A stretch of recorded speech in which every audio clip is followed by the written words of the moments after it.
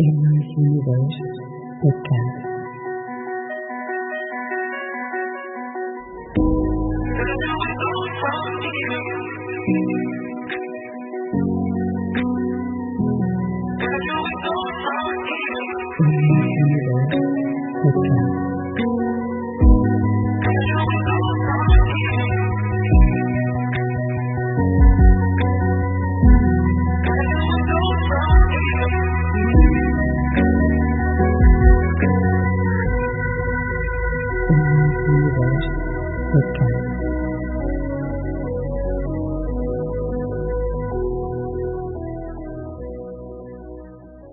Hello and welcome to Emma's podcast.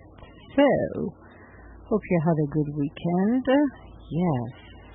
Well, it's always nice to be wishing people if you had a good weekend. So, now, we're going to start our podcast and it is called The Bridge Between Chaos and Clarity, Finding Stillness in Turbulent Times. Let's get started. So we begin with a personal story or universe moment, waking up to a flood or news alert, unexpected life changes, or an overwhelming workday.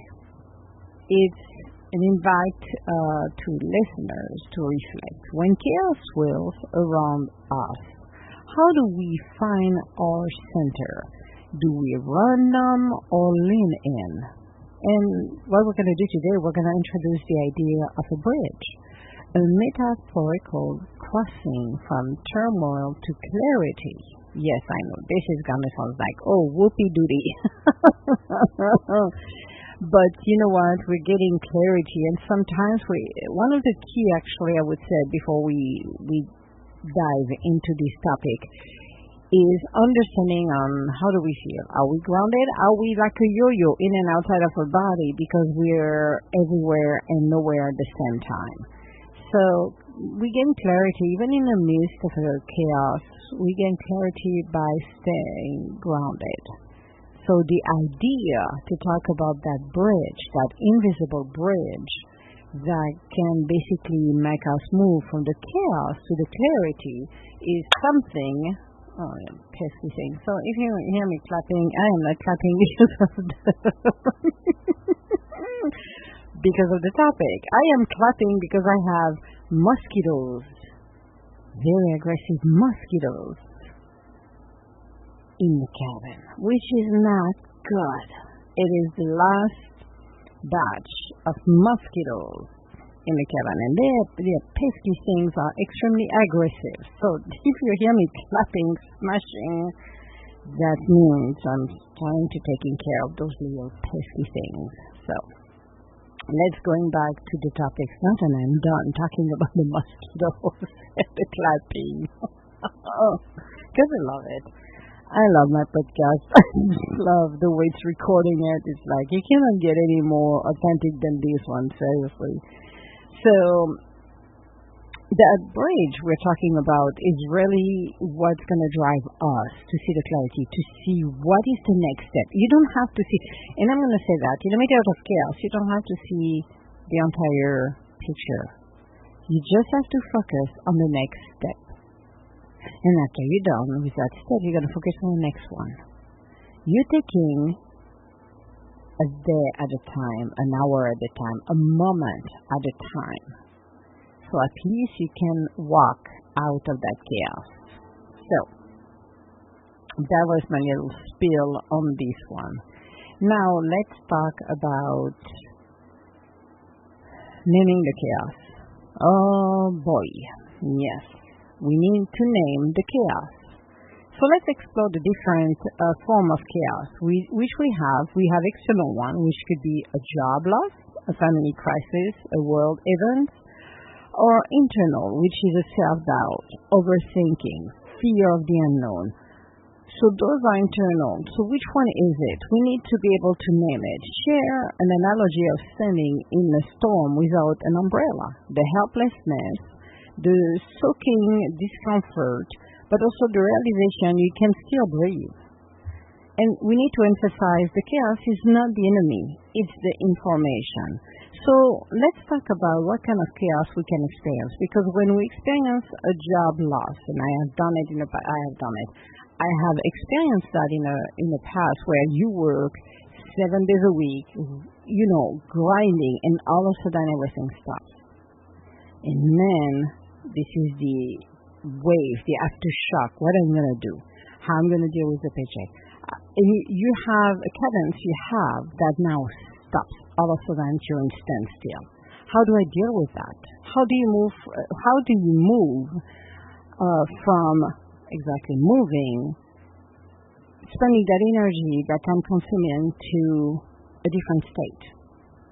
So those are family crisis, world events. What do we do if something happened, like a hurricane, earthquake, war, and other things that take part of it? How do we get impacted with it? That's the biggest question. How do we deal with the impact? Because we could be close by, or we could be thousands of miles away from the chaos, actually, from the situation. Now let's talk about the internal. And one of them that I've not listed, and I'm going to list it here and now, is hitting rock bottom.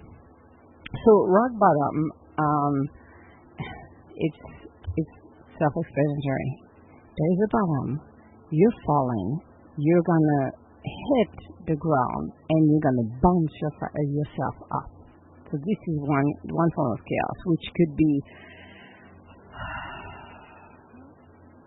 well, it could be related to job loss. It could be related to anything that impacts you, and you feel like you're spiraling down.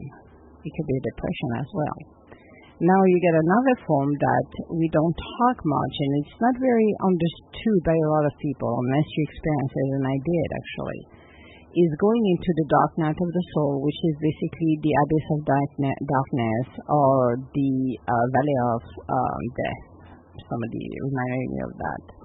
So this is where basically it's not rock bottom, it's the next level where you see hope, because unless you have experience going into the abyss of darkness and understanding how we work, what's inside of us, especially that light that is called hope, because every day what makes us going is hope, that beautiful light inside of us. But when that light is being dimmed and is going smaller and smaller, the only option you see is, how do I exit from here?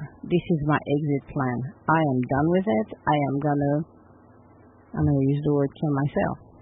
I'm gonna attempt to kill myself. I'm determined. I cannot find what is up, what is down. My world is completely upside down. I have no bearings. I have nothing. So this is the kind of extreme you could have internally. And a lot of people don't realize that, because most of the time people are suicidal. Most of the time, I said, not everybody will have a nice face or a smile on their faces. And everybody thinks everything is okay. Well, you're in the middle of a turmoil. So those are the kind of things that you're not seeing it, but this is internal to yourself, to ourselves. Now you got also the self-doubt, doubting everything you do, because maybe somebody make you feel you have to doubt. Maybe there is your outer condition make you self-doubt about the decision you're making, what you're going to make as a decision, but the decision you're currently making. So you don't know if you should go forward, if you got to go left, if you got to go right. So you are doubting every single decision you're making. You also, in the middle of all of this, you have the overthinking, overplaying over everything. You're replaying situation. You are just burning the midnight oil, literally putting your brain on overload. You also have the fear of the unknown. A lot of people, to be honest with you, a lot of people are, and I talked about it on the C show, in case you don't know what the C show is, it's the numb app, I think, numb app, it used to be Wisdom. So if you can find the Wisdom app, this is the new name of the app that I think they got purchased by numb. So, and we do live show with Sammy, so we call it the C show. It's Sammy and Emma show. But we talked about it actually. We talked about the discomfort, because when you think about it, you think about the unknown. When you lose a job, when you don't know what tomorrow will be, a lot of people, the majority of people, are uncomfortable because we are creatures of habit. And people are worried of like, oh my God, I'm losing my bearings. The unknown is walking somewhere and go with the flow. You have no bearings, you don't know what's coming your way, or you have a sense of what's coming your way, but you're not 100% sure. That's what it is. So we have to look at the unknown. If you're going to, like you have a current job and now you apply for another one, and they're like, okay, we're hiring you. Well, you're not going to go all the time like, oh yes, super yippee-ki-yay, I'm living where I'm at, fun. But the day you showed up over there to your new place, you have a new surrounding, new people, new job, new way to do things. So the unknown can be unnerving when you're doing this, when you're dealing with new situations. So that is part of the biggest thing that people fear, the unknown, because everybody wants to be, most people, not everybody, but most people wants to be in control of what's going on, when in fact, you're not in control. You can try to control everything, but that doesn't mean it's going to go the way you want it. So those are the kind of chaos. Are you dealing with an external? Are you dealing with an internal chaos? That's one thing. Now, building the bridge. Let's talk about how do we build a bridge? Because in the middle of that chaos, we might have something good.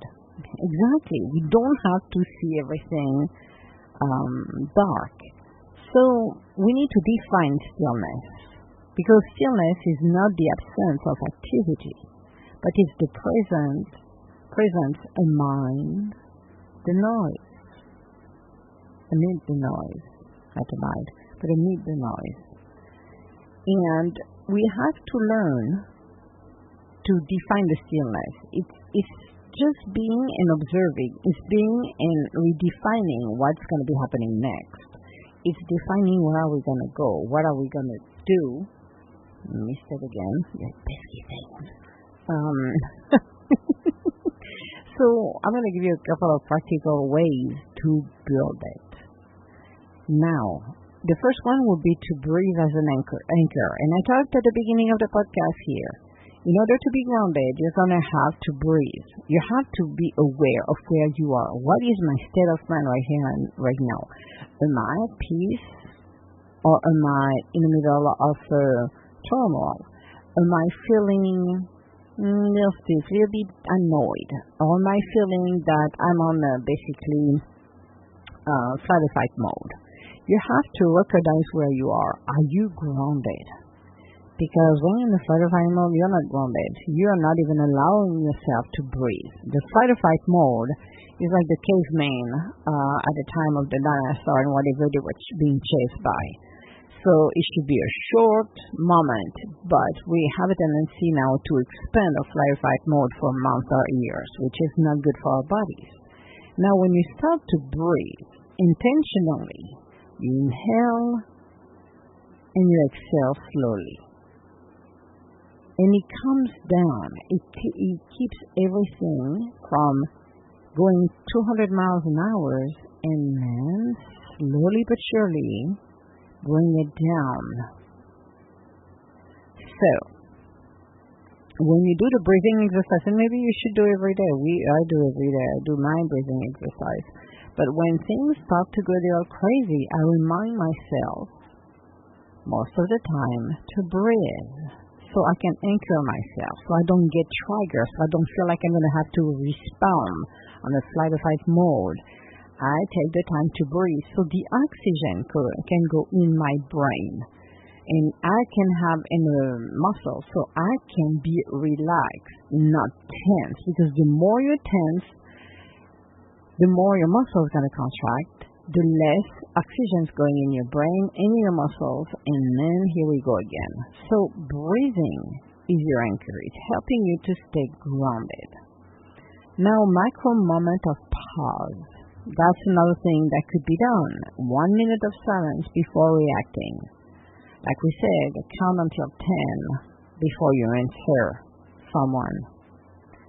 That would be one thing. 1 minute of silence before reacting. Stepping outside before responding to an email. Take the time, and it happened to me in the past. When I was reading an email, and I was triggered, and I read it wrong. So I wanted to respond, and I stopped, and I walked away, and I came back, and I realized by reading it again, what I thought I read the first time was not correct. The perception I had wasn't what was transpiring in that email. So what I did is deleting what I did and responded a different way. And I started to catch myself like that, because often when we're being triggered by somebody or something, we want to respond immediately. And instead, then taking the time to read and respond the proper way, we just throw even the kitchen sink back out to that person. It's like, holy crap, we escalating things that doesn't need to be escalated. So the best way is to take a minute to go and walk out. I used to do that twice a day when I was working in specific company that it was just not the best company ever. So in order to remove the stress, I would walk outside for 15 minutes, and I used to do not take breaks at all. But I would take a break, come back in, and I'm like, okay, I got enough fresh air in my lungs, in my brain, in my muscles. I am relaxed. I'm okay. So I can now handle everything else. Also, another thing we could do is naming the emotions. Yes. How do I feel right now? Am I feeling overwhelmed? Transform your chaos into something the mind can work with. That's the key.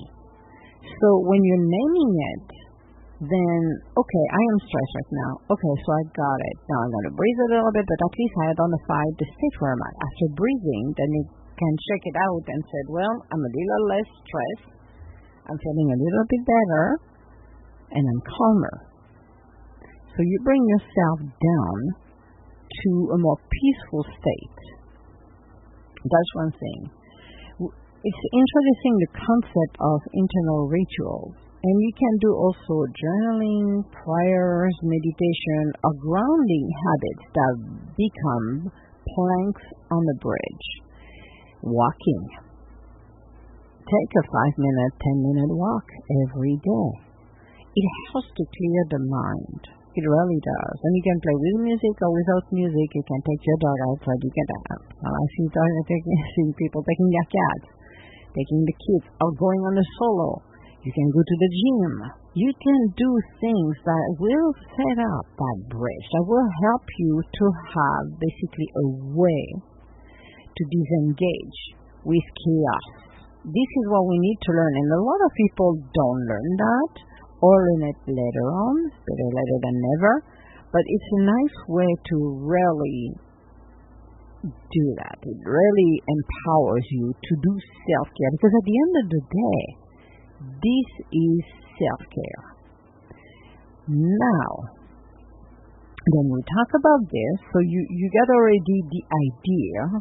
You have your foundation for the bridge, which, you should be doing every day. Even if you're not in in a situation like a fight or flight mode or in a chaotic mode. Those are great habits you can take and start to do every day, like doing yoga, doing walk, doing something that really ground yourself, because the key at the end of the day is staying grounded. So what I'm giving you right now is some tips and ways to do it, because we have to remind ourselves, yes, I'm going to do this, I'm going to do that. And then when the flight or fight mode starts, you forget everything and you're going to go back the old ways. So if you can catch yourself doing it, the old ways, you can stop yourself and say, no, I'm going to go a different way and see how it goes. You may be going to go messy at the beginning, but that's okay because you got to start somewhere. Remember, we all are students of life. Now, we're going to be talking about walking. Yes, walking across that bridge.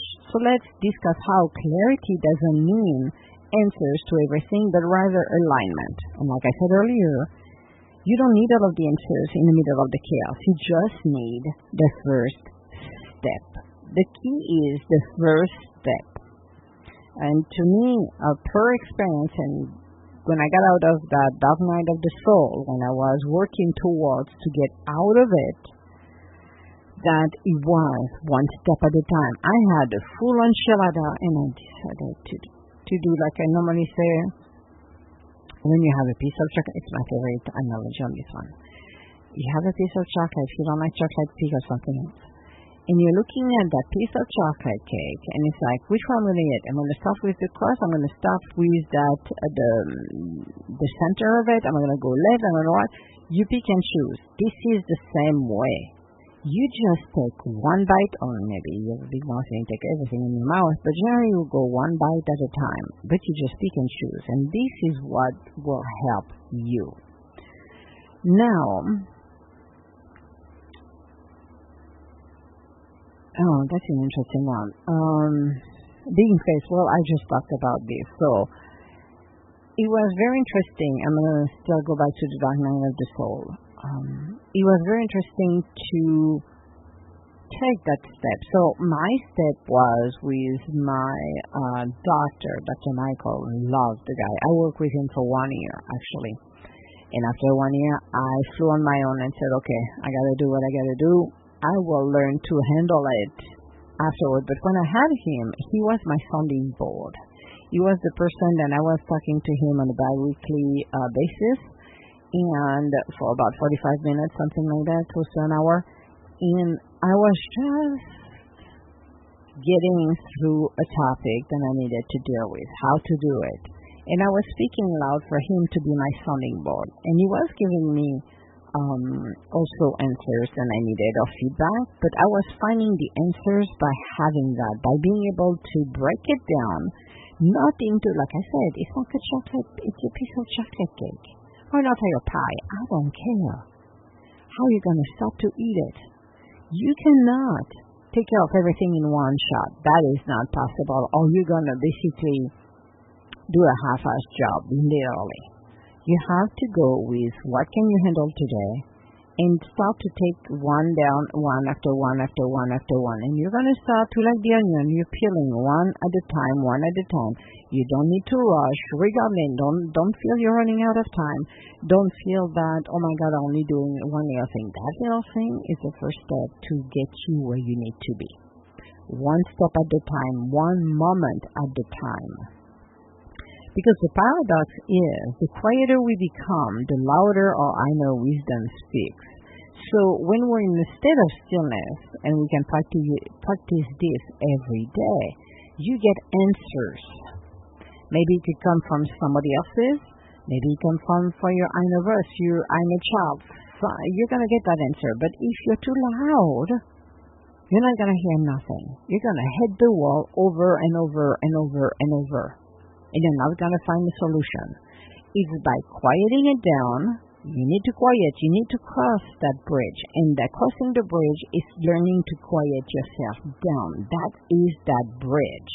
How can I ground myself, quiet myself down in order for me to reach the other side? So the chaos is still there, but now you're handling it.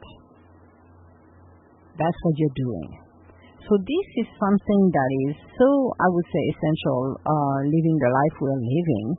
But I would say when you go through the motions and you're starting to understand and recognize what's going on, then you're in a better control of yourself. How do you feel after you cross the bridge? Then you're grounded. You're focused on the next step. And you're still not seeing all of the answer or seeing the bigger picture, which is fine. You don't have to know the full picture. Maybe because you're creating that full picture one step at a time. You have to think about that. So, I would say the chaos is inevitable. Clarity is intentional. So be intentional when you're doing this. You cannot control the chaos. Whatever's coming around you, you cannot control it. You may contribute to it, which is not a good thing, but you cannot control it. So you leave it alone. Focus on your clarity and your intention on being grounded. Because it's something that we could do. Maybe we could do a short practice here. I wish I could invite you to you guys to close your eyes, take 3 deep breaths, and visualize yourself walking across your own bridge to clarity. Just take the time to do that. As you're taking one step toward the others, that bridge has a solid foundation, and you're reaching on the other side. The storm does not define you. You have to know that. The bridge you build through stillness does. Let me repeat this for you or to you. The storm does not define you. The bridge you build through stillness does, which means how you react makes a difference. And for your own sake, learn to breathe. Learn that foundation, because this will help you in any situation, the good, the bad, and the ugly. So, this was my podcast for today. I hope you took something out of it. And if you're already practicing it, but maybe forgotten a little bit about it, as I said, in some cases we're being triggered very quickly. In some others, we see it coming. So, but learning to ground yourself will definitely help you on how to handle situations. All my love, guys, and we'll talk to you later. Bye now.